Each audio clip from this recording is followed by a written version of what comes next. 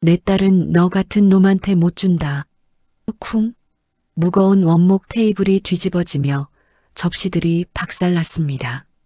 챕터 8 새로운 시작. 최고급 호텔 프라이빗 룸이 순식간에 아수라장이 됐습니다.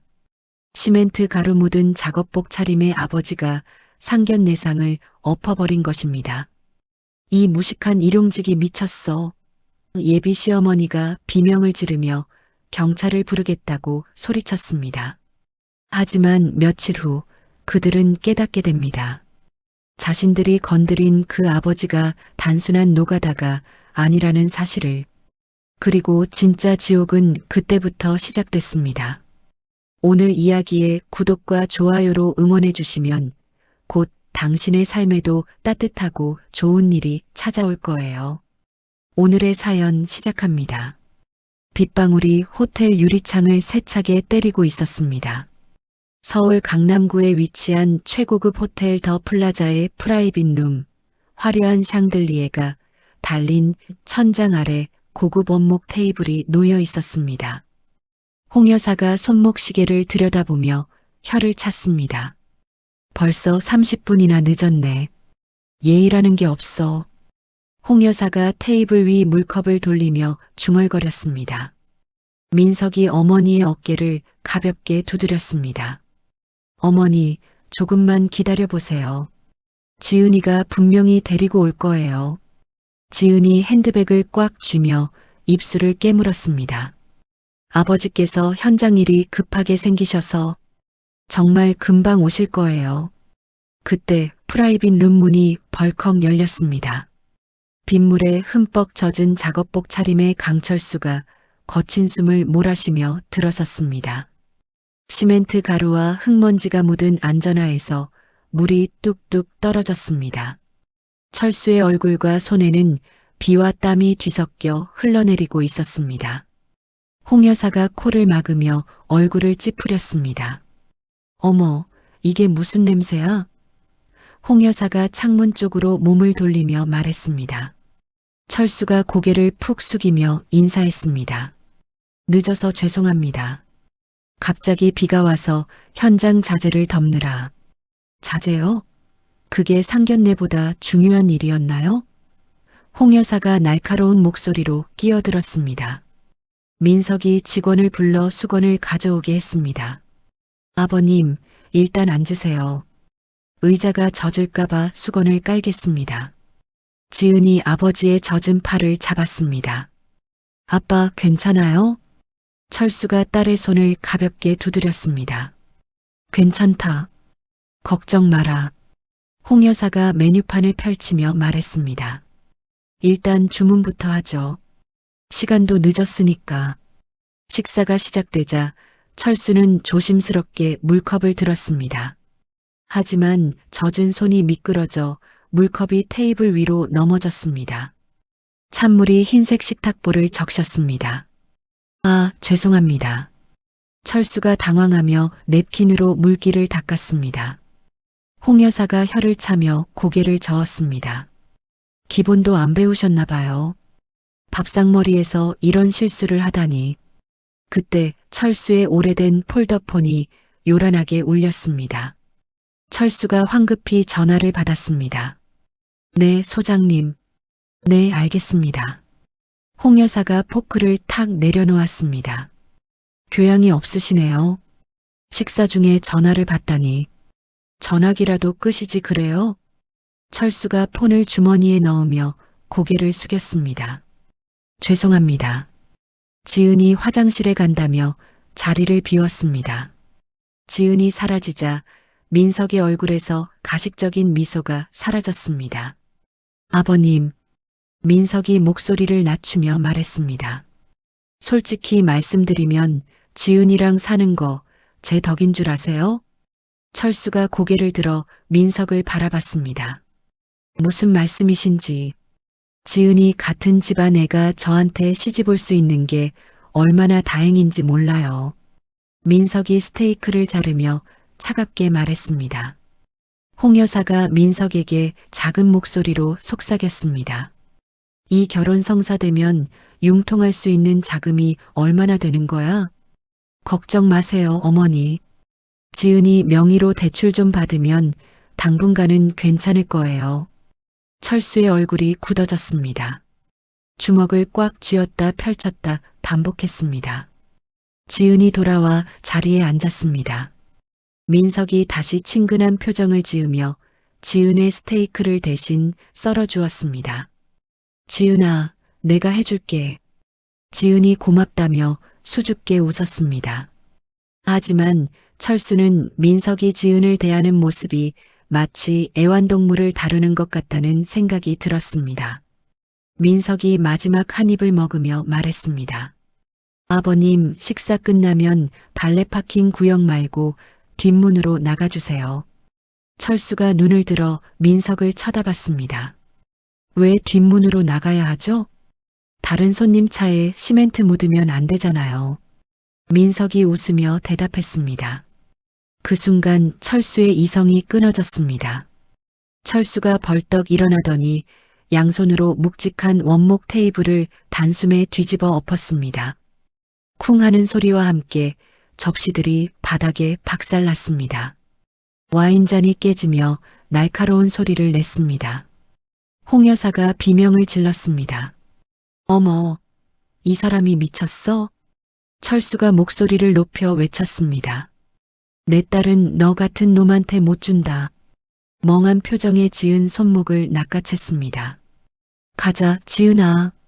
철수가 지은을 끌고 프라이빗 룸을 나섰습니다. 뒤에서 홍 여사와 민석의 고함 소리가 들렸지만 철수는 뒤돌아보지 않았습니다. 호텔 정문 앞 차도에서 빗방울이 거세게 내리고 있었습니다. 가로등 불빛이 젖은 아스팔트에 반사되어 번졌습니다. 철수가 지은의 손목을 잡고 빗속으로 나왔지만 지은이 발을 멈췄습니다. 지은이 아버지의 손을 거칠게 뿌리쳤습니다. 아빠, 지금 뭐 하는 거예요? 철수가 빗물을 훔치며 딸을 바라봤습니다. 지은아, 저놈은. 저놈이요? 제 연인을 저놈이라고 부르시는 거예요? 지은이 목소리를 높였습니다.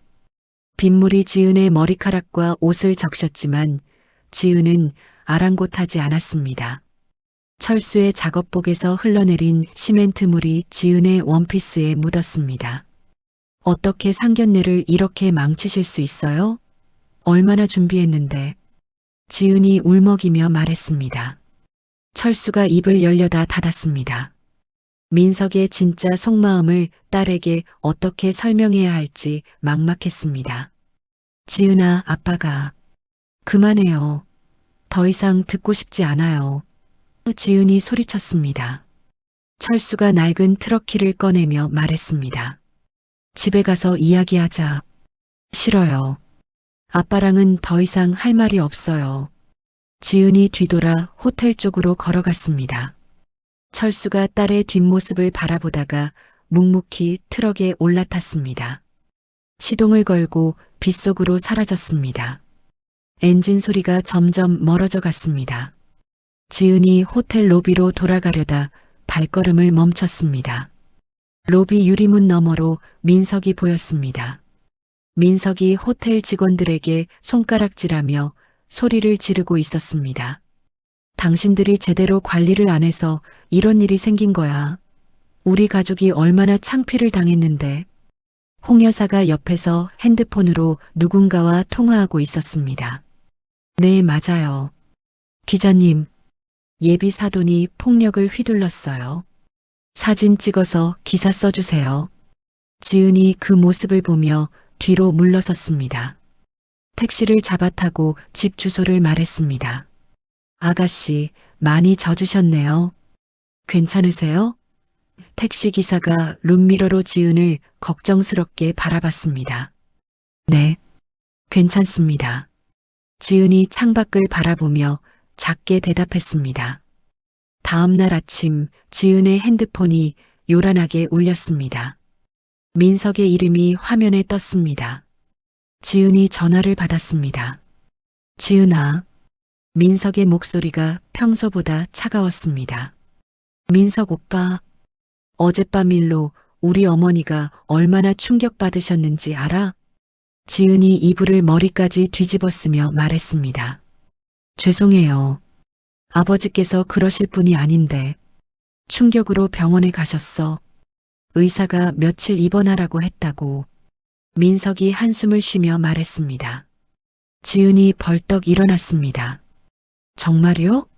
그럼 제가 병원에. 지금 와봤자 더 화나실 거야. 대신 다른 방법을 생각해야겠어. 다른 방법이요?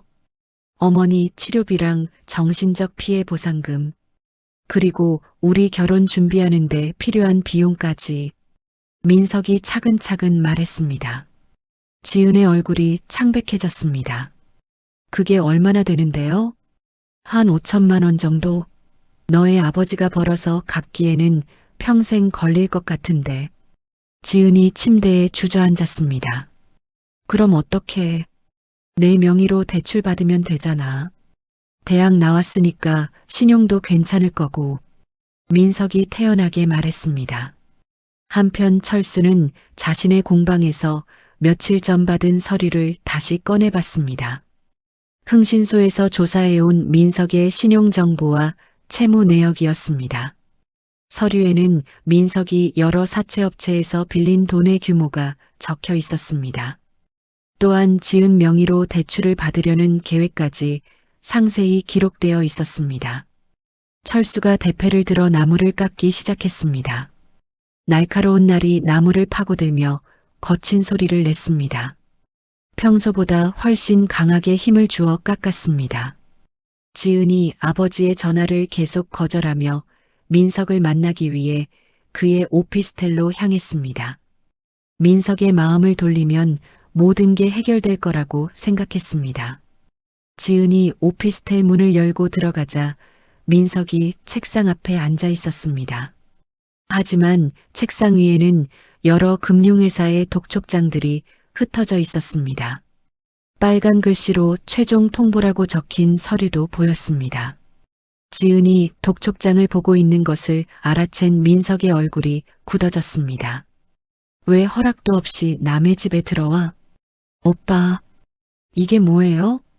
지은이 떨리는 목소리로 물었습니다. 민석이 벌떡 일어나 지은을 벽으로 밀쳤습니다. 남의 사생활 엿보는 게 취미야?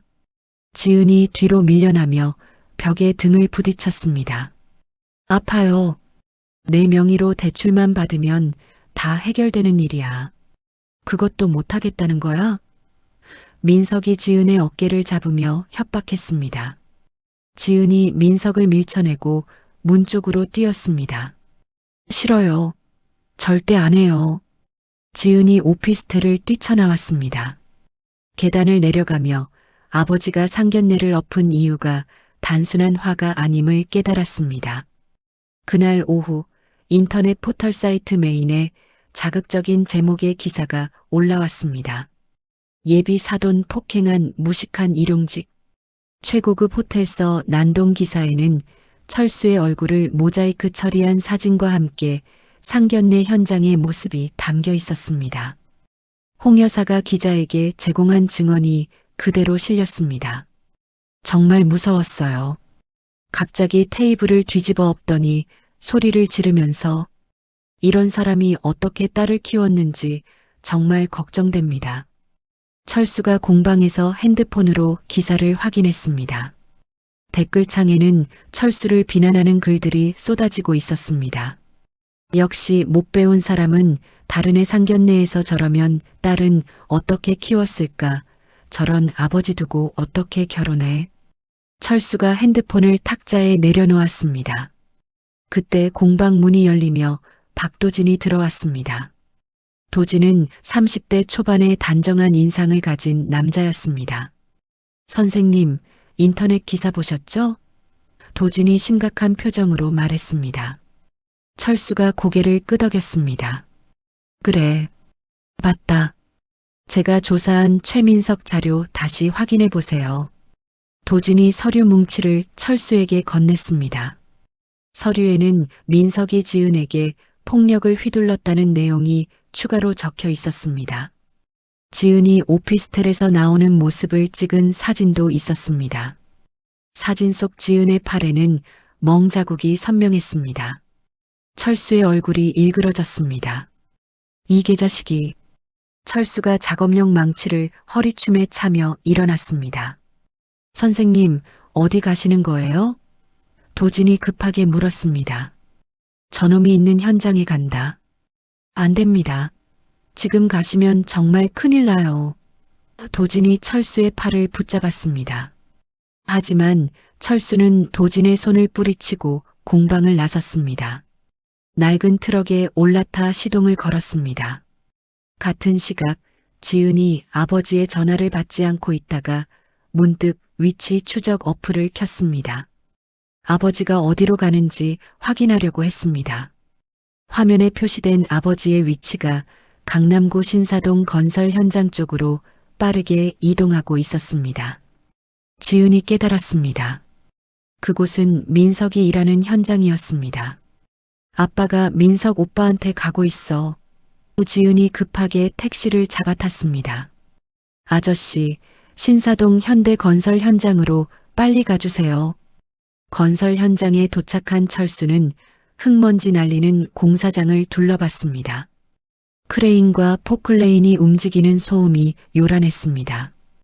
철수가 현장 안으로 들어가자 민석이 인부들에게 고래고래 소리를 지르고 있는 모습이 보였습니다. 이게 뭐야? 자재가 이게 전부야?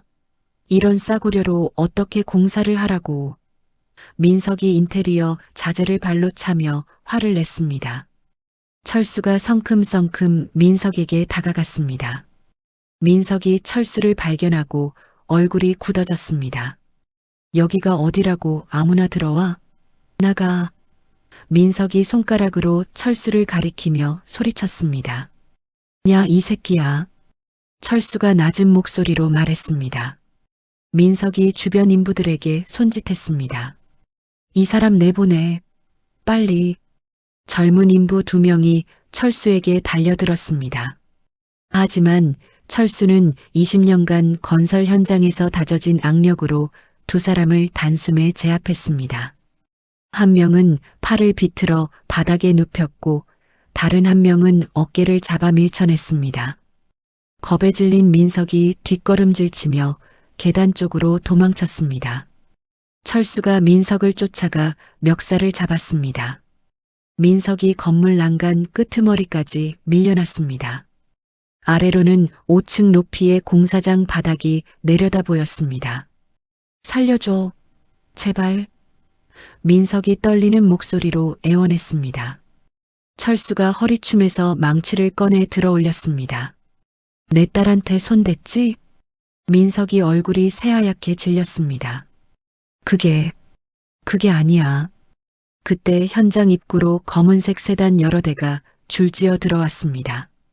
공사장의 모든 작업이 멈췄습니다. 인부들이 하던 일을 멈추고 차량을 바라봤습니다. 맨 앞차에서 60대 중반의 위험 있는 남자가 내렸습니다. 김 회장이었습니다. 뒤따라 검은 정장을 입은 비서들이 내렸습니다. 지은이 현장에 도착해 택시에서 뛰어내렸습니다. 아빠, 안 돼. 지은이 비명을 지르며 달려와 철수의 팔을 붙잡았습니다. 철수가 딸을 보고 잠시 동작을 멈췄습니다. 그 틈에 민석이 철수를 밀쳐내려 했지만 철수가 더 강했습니다. 경찰 불러. 이 사람 살인 미수야. 민석이 악을 쓰며 소리쳤습니다. 김 회장이 천천히 계단을 올라와 철수가 있는 곳으로 다가왔습니다. 민석이 김 회장을 보고 달려갔습니다. 회장님, 이 미친 사람이 저를 죽이려고 해요. 빨리 경찰을 불러주세요. 하지만 김 회장은 민석을 완전히 무시했습니다. 마치 민석이 투명인간인 것처럼 지나쳐서 철수에게 다가갔습니다. 김 회장이 철수 앞에서 깊숙하게 허리를 굽혀 90도로 인사했습니다. 대목장님, 하청업체 관리를 제대로 못해서 이런 결례를 범했습니다. 죄송합니다. 현장의 모든 사람들이 충격에 빠져 김 회장과 철수를 바라봤습니다. 민석의 입이 벌어진 채로 굳어졌습니다. 김 회장의 비서실장이 앞으로 나와 큰 소리로 말했습니다. 이분은 이 건물의 총괄 설계자이자 문화재청이 지정한 무형문화재 강철수 선생님이십니다. 현장이 순식간에 조용해졌습니다. 인부들이 철수를 바라보며 웅성거렸습니다. 민석이 그저 인테리어 하청업체 사장에 불과하다는 사실과 철수의 진짜 정체가 드러나는 순간이었습니다. 철수가 김 회장의 부축을 거절하고 스스로 일어났습니다. 민석을 노려보며 차갑게 말했습니다. 다시 내 딸 건드리면 그땐 공사 현장이 아니라 내 인생을 헐어버리겠다.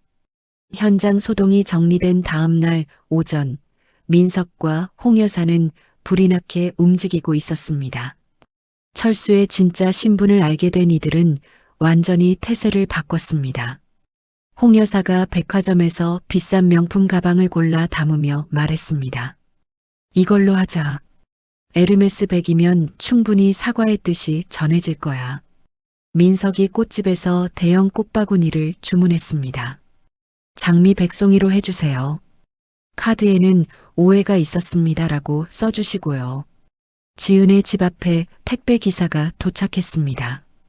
명품 가방과 꽃바구니 그리고 고급 과일 세트까지 한꺼번에 배달되었습니다. 지은이 선물들을 보며 황당해했습니다. 이게 뭐지? 카드를 읽어보니 홍 여사의 이름으로 되어 있었습니다. 어제는 오해가 있었습니다. 다시 만나 뵙고 싶습니다라고 적혀 있었습니다. 지은이 모든 선물을 아파트 쓰레기 수거함에 처박았습니다. 이제 와서 이런 걸로 무마하려고? 지은이 아버지가 일하는 공방을 찾아갔습니다. 오래된 한옥을 개조한 공방은 나무 냄새와 대패 소리로 가득했습니다. 철수가 작업대에서 나무를 다듬고 있었습니다. 아빠, 지은이 조심스럽게 불렀습니다. 철수가 손을 멈추고 딸을 바라봤습니다. 왔구나. 지은이 공방 구석에 쌓여있는 라면 박스들을 발견했습니다. 박스 안에는 통장들과 낡은 일기장이 들어있었습니다. 지은이 호기심에 일기장을 펼쳐봤습니다. 일기장 첫 페이지에는 지은이 태어났던 날의 기록이 있었습니다. 지은이가 태어났다. 이 아이에게는 가난 냄새가 나지 않게 해야겠다. 그러려면 내가 더 톱밥 냄새를 뒤집었어야 한다. 지은의 눈에서 눈물이 흘러내렸습니다. 다음 장에는 지은이 초등학교에 입학했던 날의 기록이 있었습니다. 다른 아이들 아버지는 모두 양복을 입고 왔다. 나도 양복을 사고 싶었지만 지은이 책값이 더 중요하다. 지은이 일기장을 가슴에 꽉 안고 오열했습니다. 아빠, 미안해요. 제가 몰랐어요. 철수가 다가와 딸의 어깨를 가볍게 두드렸습니다. 괜찮다. 아빠가 제대로 설명을 못했으니까. 그때 공방 문이 열리며 말끔한 정장 차림의 젊은 남자가 들어왔습니다. 박도진이었습니다. 선생님, 지은 씨도 계시네요. 도진이 서류 가방을 들고 인사했습니다. 도진이구나. 왔어. 철수가 반갑게 맞았습니다. 도진이 지은에게 두꺼운 서류철을 건넸습니다. 지은 씨, 선생님 지시로 조사한 최민석 비리 자료입니다. 지은이 서류를 펼쳐보니 민석의 횡령 내역이 상세히 기록되어 있었습니다. 민석이 아버지가 총괄하는 공사 현장의 자재비를 빼돌려 도박 자금으로 쓴 증거들이 가득했습니다. 이게 정말이에요? 지은이 믿을 수 없다는 표정으로 물었습니다. 도진이 고개를 끄덕였습니다. 은행 거래 내역과 카지노 출입 기록까지 모두 확보했습니다. 철수가 의자에 앉으며 말했습니다. 지은아, 사실은 아빠가 지금 짓고 있는 한옥 호텔이 너를 위한 거였다. 저를 위한 거요? 건축가로서 네가 데뷔할 수 있도록 준비한 프로젝트야. 내 이름으로 설계하게 하려고 했어. 지은이 또다시 눈물을 흘렸습니다. 자신이 그동안 아버지를 얼마나 오해했는지 깨달았습니다. 도진이 추가 자료를 꺼내며 말했습니다. 그리고 최민석이 시공한 부분에 부실 공사 흔적도 발견했습니다. 지은 씨가 건축학도라서 이 부분은 더 자세히 확인할 수 있을 것 같은데요. 지은이 눈물을 닦고 결심에 찬 표정을 지었습니다. 도진 씨, 저도 도와드릴게요. 아버지 명의를 지키고 민석을 제대로 응징해야죠. 지은이 자신의 전공 지식을 활용해 민석이 시공한 건물 부분을 면밀히 조사하기 시작했습니다. 내력벽을 제대로 설치하지 않은 곳과 방수 처리가 엉성한 부분들을 찾아냈습니다. 이 정도면 건물 안전에 심각한 문제가 될 수 있어요. 지은이 사진을 찍으며 말했습니다. 도진이 노트북을 켜며 말했습니다. 홍 여사 측에서 내일 기자회견을 연다고 하네요. 철수 선생님을 상대로 민사소송을 제기하겠다는 내용이라고 합니다. 지은이 분개하며 주먹을 쥐었습니다. 어떻게 저렇게 뻔뻔할 수가 있어요? 철수가 차분하게 말했습니다. 괜찮다. 우리도 준비는 다 했으니까.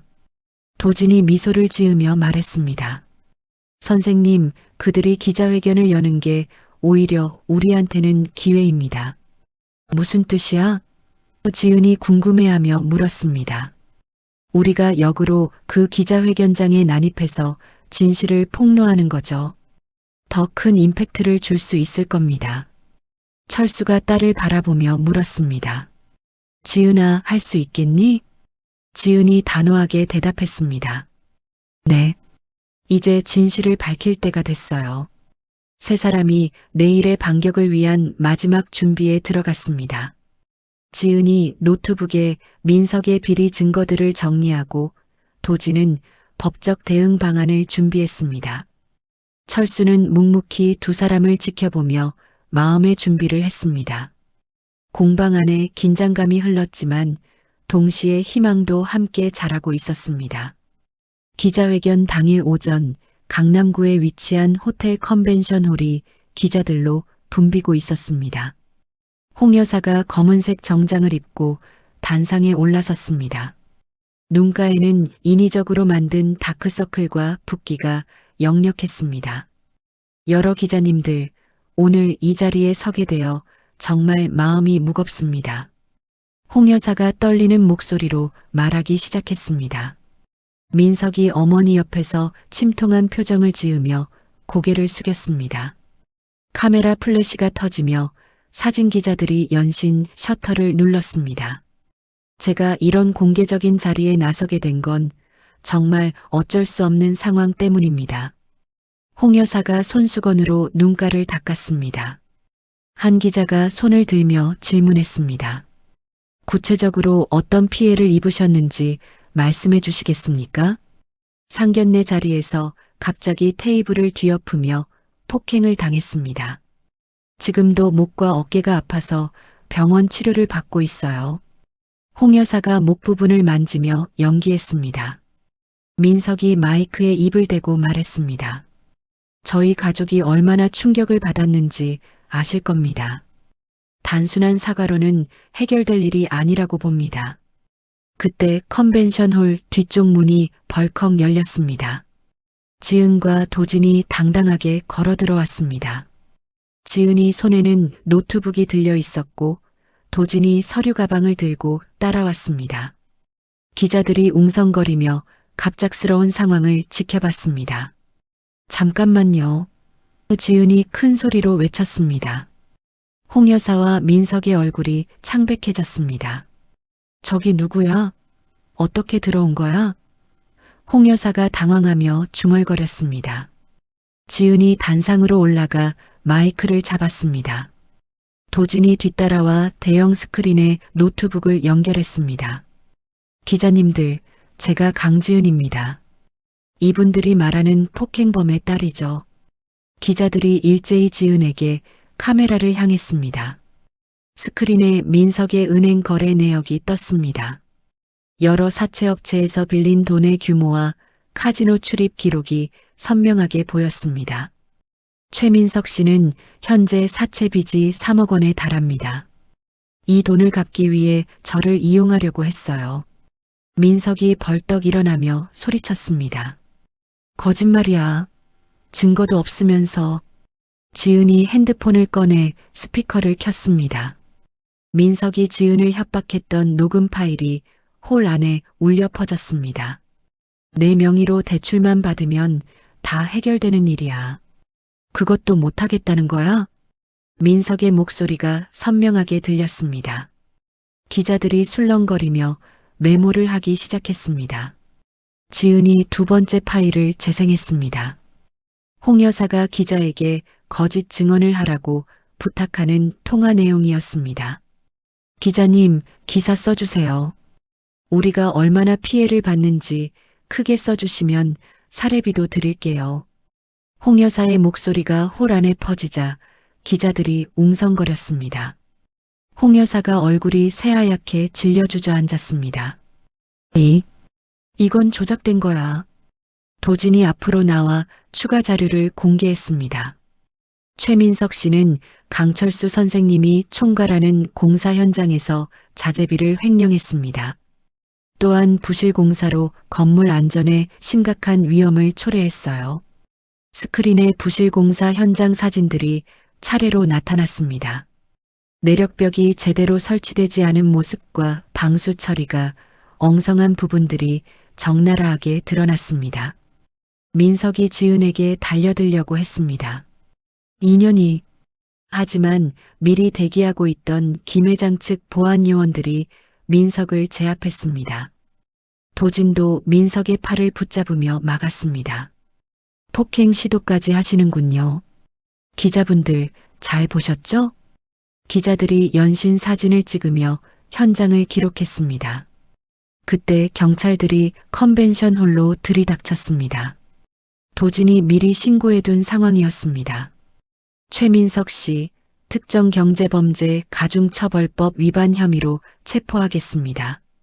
형사가 수갑을 꺼내며 말했습니다. 민석이 발버둥치며 저항했습니다. 아니야. 이건 음모야. 저들이 조작한 거라고. 하지만 형사들이 민석에게 수갑을 채웠습니다. 수갑 찬 민석이 끌려나가는 장면이 생중계로 방송되었습니다. 홍 여사가 충격으로 의자에서 쓰러졌습니다. 내 아들. 지은이 마이크를 잡고 마지막 발언을 했습니다. 우리 아버지는 평생을 정직하게 살아오신 분입니다. 돈과 지위로 사람을 무시하는 이런 일이 다시는 일어나지 않기를 바랍니다. 기자회견장이 박수로 가득 찼습니다. 기자들이 지은과 도진에게 몰려와 추가 취재를 요청했습니다. 그날 저녁 지은이 아버지가 일하는 건설 현장을 찾아갔습니다. 철수가 석갈의 작업을 마치고 공구를 정리하고 있었습니다. 지은이 말없이 아버지의 등을 뒤에서 꽉 껴안았습니다. 아빠. 철수가 멈칫하다가 딸의 손을 가볍게 두드렸습니다. 수고 많았다. 아니에요. 당연한 일을 한 거예요. 도진이 삼겹살과 소주를 사가지고 현장에 나타났습니다.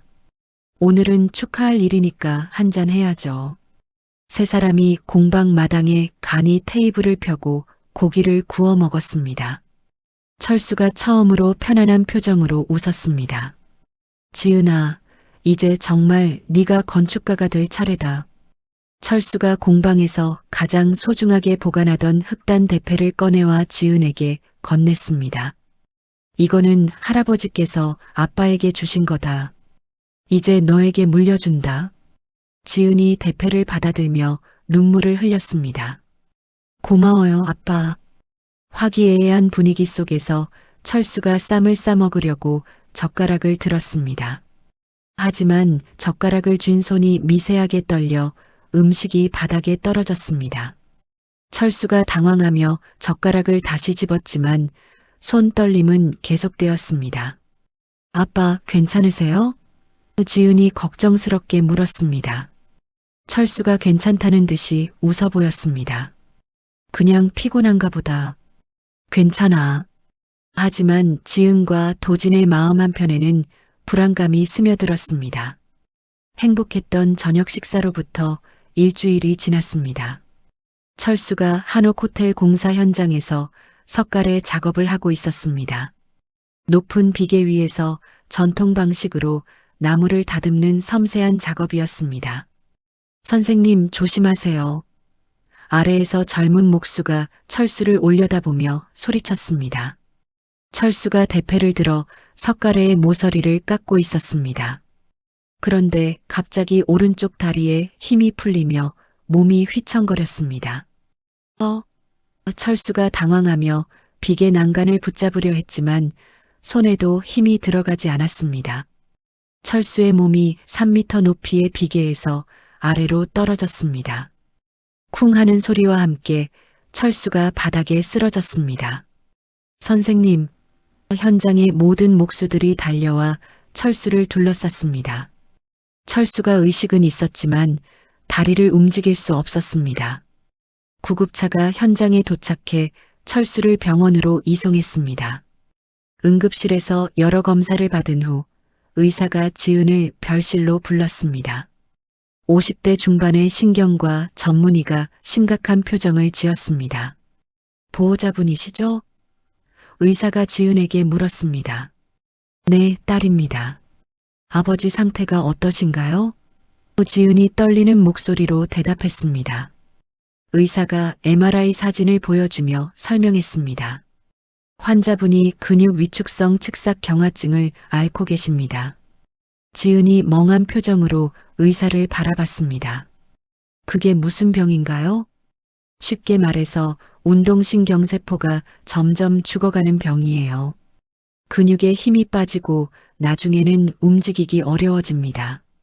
지은의 얼굴이 창백해졌습니다. 그럼 치료하면 낫나요? 의사가 고개를 저었습니다. 안타깝게도 현재로서는 완치할 수 있는 방법이 없습니다. 다만 진행 속도를 늦출 수는 있어요. 지은이 주저앉으며 눈물을 흘렸습니다. 얼마나 오래 사실 수 있어요? 개인차가 있지만 보통 3년에서 5년 정도입니다. 과로와 스트레스로 인해 병이 급속히 악화된 것 같아요. 한편 구치소에 있던 민석이 면회실에 앉아 있었습니다. 홍 여사가 초호와 변호사단을 고용해 민석의 석방을 위해 노력하고 있었습니다. 민석아, 조금만 기다려. 엄마가 최고 변호사를 구해서 널 꼭 빼낼게. 홍 여사가 유리창 너머로 아들에게 말했습니다. 며칠 후 법원에서 구속 적부심 결과가 나왔습니다. 민석의 변호사가 증거인멸 우려가 없다며 석방을 요청했고 판사가 이를 받아들였습니다. 피고인을 즉시 석방한다. 판사가 망치를 두드리며 선고했습니다.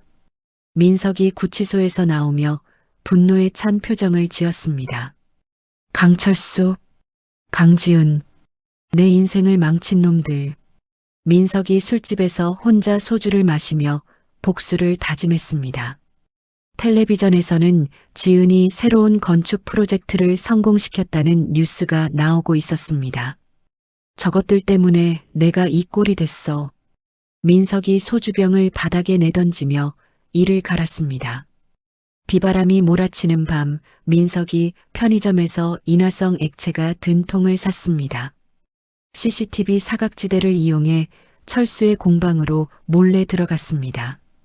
공방 곳곳에 인화성 액체를 뿌리며 중얼거렸습니다. 다 태워버리겠어. 너희들이 소중히 여기는 모든 걸 말이야. 병원에서 퇴원한 철수는 몸이 불편해 공방 안채에서 지내고 있었습니다. 깊은 밤 철수가 잠들어 있는데 타는 냄새가 코끝을 찔렀습니다.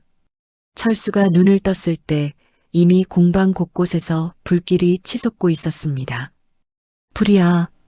철수가 일어나려 했지만 마비된 다리로는 제대로 움직일 수 없었습니다. 팔의 힘으로만 몸을 끌어가며 공방 안으로 들어갔습니다. 금고를 지켜야 해. 철수가 불길 속으로 기어들어가 대형 내화금고를 온몸으로 감쌌습니다. 금고 안에는 지은을 위해 평생 준비한 설계 도면들과 건축 기법 자료들이 들어 있었습니다. 불길이 철수의 등과 팔을 하찼지만 금고를 놓지 않았습니다. 지은이를 위해서. 연락을 받고 달려온 지은이 불타는 공방을 보며 절규했습니다. 아빠, 아빠. 소방관들이 불길과 싸우며 철수를 찾았습니다. 금고를 껴안고 의식을 잃은 철수를 발견했습니다. 여기 있다. 빨리 들것 가져와. 소방관들이 철수를 구조해 구급차로 실어 날랐습니다. 지은이 구급차를 따라가며 눈물을 흘렸습니다. 공방은 완전히 전소되었습니다. 철수가 평생 쌓아온 모든 것이 한순간에 재가 되어버렸습니다. 오직 철수가 목숨을 걸고 지킨 내화금고만이 잿더미 속에서 형체를 유지하고 있었습니다. 병원 중환자실에서 의사가 지은에게 철수의 상태를 설명했습니다. 화상은 심하지 않지만 연기를 많이 마셔서 호흡기에 손상이 있습니다. 기존 병과 합쳐져 상태가 많이 악화됐어요. 지은이 유리창 너머로 산소호흡기를 착용한 아버지를 바라보며 주저앉았습니다. 아버지도 삶의 터전도 모두 이를 위기에 처한 절망적인 상황이었습니다. 화재가 진압된 다음 날 아침, 지은이 잿더미가 된 공방터를 찾았습니다. 검은 재와 타다 남은 목재 조각들이 바람에 날렸습니다. 공방 중앙에 놓여있던 대형 내화금고만이 형체를 유지하고 있었습니다. 지은이 떨리는 손으로 금고 비밀번호를 입력했습니다. 자신의 생년월일이었습니다. 금고 문이 열리자 지은의 눈에서 눈물이 쏟아졌습니다. 아빠. 금고 안에는 화재에도 무사한 외장 하드드라이브와 여러 개의 USB가 들어 있었습니다. 그리고 지은의 이름으로 된 수백 장의 건축 설계 도면들이 보관되어 있었습니다. 지은이 USB를 노트북에 연결했습니다. 화면에 나타난 것은 철수가 수십 년간 정리해온 전통 건축 기법 데이터베이스였습니다. 한옥의 세부 구조부터 현대 건축물의 전통 기법을 접목하는 방법까지 모든 것이 담겨 있었습니다. 이 모든 걸 저를 위해 준비하셨던 거구나. 지은이 오열하며 파일들을 하나씩 열어봤습니다. 도진이 공방터에 도착해 지은을 발견했습니다. 지은 씨, 여기 계셨군요. 지은이 노트북 화면을 도진에게 보여줬습니다. 도진 씨, 이것 좀 보세요. 아버지가 저를 위해 평생 준비하신 자료들이에요. 도진이 화면을 들여다보며 감탄했습니다. 정말 대단하시네요. 이 정도 자료면 전통 건축 연구소를 차려도 될 정도예요. 그때 도진의 핸드폰이 울렸습니다. 통화를 마친 도진이 지은에게 말했습니다. 좋은 소식이 있어요.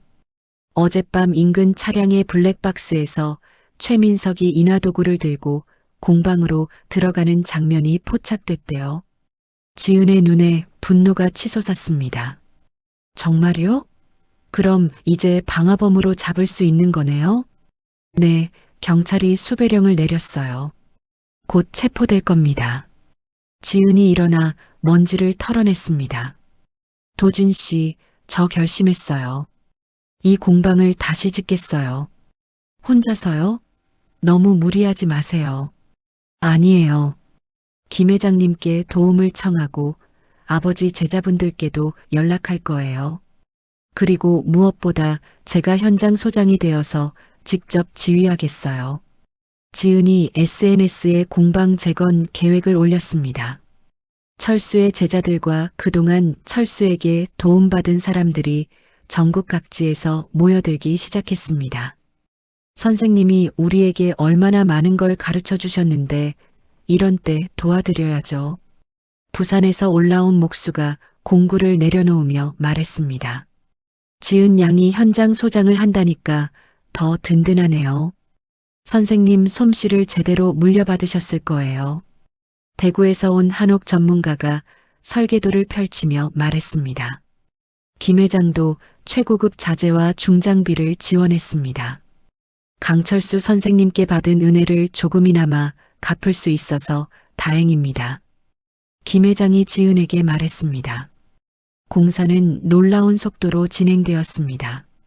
지은이 아버지의 전통 기법에 자신의 현대적 감각을 더해 더욱 완벽한 설계도를 그려냈습니다. 기존 공방보다 더 넓고 기능적인 건물이 올라가기 시작했습니다. 지은이 안전모를 쓰고 현장을 누비며 지시하는 모습이 SNS를 통해 알려졌습니다. 네티즌들이 응원 댓글을 달며 국민적인 관심을 받게 되었습니다. 대목장의 딸이 직접 현장 소장을 하다니 정말 멋있어요. 전통을 이어가는 모습이 감동적이네요. 한편 민석은 중국행 밀항선을 타려고 인천항에 숨어 있었습니다. 하지만 도진과 공조한 형사들이 항구에서 민석을 발견했습니다. 최민석, 현주건 조물 방화 및 살인 미수 혐의로 체포한다. 형사가 수갑을 채우며 외쳤습니다. 아니야. 내가 왜 살인 미수야. 민석이 발버둥 쳤지만 소용없었습니다. 이번에는 중범죄로 분류되어 보석이 불가능한 구속 상태로 수감되었습니다. 홍 여사마저 아들을 포기하며 등을 돌렸습니다.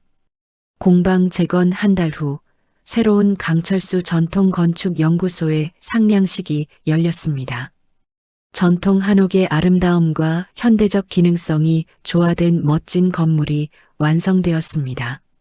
상량식 당일 의식불명 상태였던 철수가 기적적으로 눈을 떴습니다. 지은이 병실로 달려가 아버지의 손을 잡았습니다. 아빠, 정신 차리셨어요? 철수가 지은의 손을 약하게 잡으며 미소를 지었습니다. 지은아, 공방은? 지은이 핸드폰으로 새로 지어진 건물 사진을 보여줬습니다. 다 지었어요, 아빠. 아버지 자료로 더 멋있게 지었어요. 철수의 눈에서 눈물이 흘러내렸습니다. 딸이 자신의 뜻을 이어받아 더 훌륭하게 해냈다는 것이 자랑스러웠습니다. 잘했다. 정말 잘했어. 지은이 아버지의 손을 두 손으로 감싸며 말했습니다. 아빠, 이제 제가 아버지를 지킬 차례예요. 상량식에 참석한 모든 사람들이 철수의 회복 소식을 듣고 박수를 보냈습니다. 절망적인 상황에서도 포기하지 않고 일어선 부녀의 이야기가 많은 사람들에게 감동을 주었습니다. 공방 재건 및 갤러리 오픈 1년 후 가을이 깊어가는 10월의 어느 날이었습니다. 강철수 앤드 강지은 건축 갤러리의 정식 오픈식을 위해 많은 사람들이 모여들었습니다. 휠체어를 탄 철수가 지은과 도진의 부축을 받으며 갤러리 입구에 나타났습니다. 병으로 인해 몸은 많이 약해졌지만 철수의 눈빛은 여전히 맑고 따뜻했습니다. 아버지, 천천히 가세요. 지은이 휠체어를 밀며 조심스럽게 말했습니다. 갤러리 앞마당에는 철수가 평생 만든 작품들과 지은이 새롭게 설계한 건축물 모형들이 전시되어 있었습니다. 전통 한옥의 아름다움과 현대 건축의 실용성이 조화된 작품들이었습니다. 김 회장이 가장 먼저 철수에게 다가와 인사했습니다. 선생님, 오늘 정말 뜻깊은 날이네요. 철수가 어눌한 발음으로 대답했습니다. 고마워요. 회장님 덕분에. 아닙니다. 모든 게 선생님과 지은 씨의 노력 덕분입니다. 갤러리 한쪽에는 과거 철수가 무료로 집을 고쳐주었던 동네 주민들도 참석했습니다. 할머니 한 분이 철수의 손을 잡으며 말했습니다. 선생님, 우리 집 고쳐주신 지가 벌써 20년이 됐네요. 아직도 멀쩡해요. 철수가 고개를 끄덕이며 미소를 지었습니다. 오픈식이 시작되자 지은이 마이크를 잡고 인사말을 했습니다. 오늘 이 자리에 와주신 모든 분들께 감사드립니다. 이 갤러리는 아버지의 손길과 많은 분들의 도움으로 완성될 수 있었습니다. 박수가 터져 나왔습니다. 지은이 계속해서 말했습니다. 앞으로 이곳에서 전통 건축의 아름다움을 현대에 맞게 계승하고 발전시켜 나가겠습니다. 철수가 지은을 바라보며 뿌듯해했습니다. 자신이 평생 지켜온 전통이 딸을 통해 더 멋지게 이어지고 있다는 것이 자랑스러웠습니다. 한편 감옥에서는 민석이 좁은 독방에서 뉴스를 시청하고 있었습니다. 텔레비전에서는 지은의 성공 소식이 나오고 있었습니다. 젊은 건축가 강지은 씨가 전통과 현대를 결합한 새로운 건축 양식으로 주목받고 있습니다. 민석이 텔레비전을 보며 쓸쓸하게 식판을 받았습니다. 자신의 욕심과 교만이 불러온 결과였습니다. 오픈식이 끝나고 저녁 무렵 갤러리가 조용해졌습니다. 철수와 지은이 갤러리 처마 및 마루에 나란히 앉았습니다. 노을이 한옥 지붕 위로 아름답게 물들어가고 있었습니다. 도진이 따뜻한 차를 가져와 두 사람에게 건넸습니다. 오늘 정말 성공적이었어요. 지은이 도진의 손을 잡으며 미소를 지었습니다. 도진 씨 덕분이에요. 고마워요. 철수가 떨리는 손으로 지은의 손을 잡았습니다. 지은아. 네, 아빠. 이제 네가 나보다 훨씬 낫다. 철수가 한 단어씩 힘겹게 말했습니다. 병이 진행되면서 말하기가 어려워졌지만 딸에게 전하고 싶은 마음은 간절했습니다. 지은이 아버지의 어깨에 기대어 말했습니다. 아니에요, 아빠. 제가 지은 건 모두 아버지가 다져놓은 땅 위에 올린 거예요. 철수가 딸의 머리를 쓰다듬으며 눈물을 흘렸습니다. 갤러리 안쪽 작업실에서는 낡은 대패와 최신 태블릿 PC가 나란히 놓인 책상이 보였습니다. 전통과 현대가 조화를 이루는 상징적인 모습이었습니다. 도진이 두 사람을 바라보며 말했습니다. 선생님, 지은 씨, 내일부터 새로운 프로젝트가 시작되잖아요. 정부에서 의뢰한 한옥마을 설계 말이에요. 지은이 고개를 끄덕였습니다. 네. 아버지와 함께 만든 이 갤러리가 시작점이 될 거예요. 해가 완전히 지고 갤러리에 따뜻한 조명이 켜졌습니다.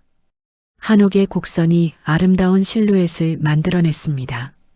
철수가 휠체어에 앉아 자신이 딸과 함께 만든 갤러리를 바라봤습니다. 지은이 아버지의 뒤에 서서 든든하게 지켜주고 있었습니다. 아빠, 우리 앞으로도 계속 함께해요. 철수가 약한 목소리로 대답했습니다. 그래, 함께 하자. 갤러리 현판에는 집은 사람을 닮고 사람은 집을 닮아간다는 글귀가 새겨져 있었습니다. 부녀가 평생에 걸쳐 깨달은 건축의 진정한 의미였습니다. 밤하늘에 별이 떠오르고 갤러리의 따뜻한 불빛이 어둠을 밝혔습니다. 아버지의 사랑과 딸의 열정이 만나 새로운 전통을 만들어가는 아름다운 이야기가 계속되고 있었습니다. 휠체어에 앉은 아버지와 그 뒤를 지키는 딸, 그리고 곁에서 함께하는 도진의 모습이 갤러리의 따뜻한 조명 아래 평화로운 실루엣을 그렸습니다. 철수와 지은 부녀의 이야기는 우리에게 진정한 가치가 무엇인지 깨닫게 해줍니다. 돈과 지위로 사람을 판단하는 세상에서 진실한 사랑과 헌신이 얼마나 소중한지 보여주죠.